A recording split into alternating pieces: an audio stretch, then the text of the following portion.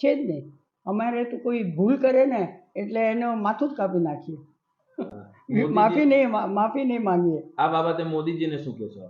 મોદીજીને એ જ કહું કે એમને જે કર્યું છે, જે રૂપાળા જે ટિકિટ આપી છે તે ખોટું કર્યું છે.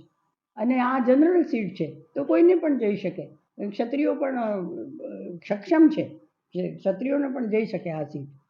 રૂપાળા એકદમ બદલવા જોઈએ, કારણ કે ક્ષત્રિયો એની વાતને લઈને નારાજ છે અને ક્ષત્રિયોની નારાજગી ના ઝેલવાય. રાજવી પરિવાર છે અને એમના રાજવી પરિવારના લોકો પર ટિપ્પણી કરી કે રાજવી પરિવારના લોકો એટલું બધું બલિદાન કર્યું તો જ આજે સ્ટેચ્યુ ઊભું થયું ને, નહીં તો કેવી રીતે થતું બોલો. આજે એકતાનગર થયું તે રજપૂતોના બલિદાનથી જ. અને રજપૂતો એટલે રાજવી પરિવાર એટલે રજપૂતો, અને રજપૂતો એટલે રાજવી પરિવાર, બંને એકબીજાના પર્યાય છે.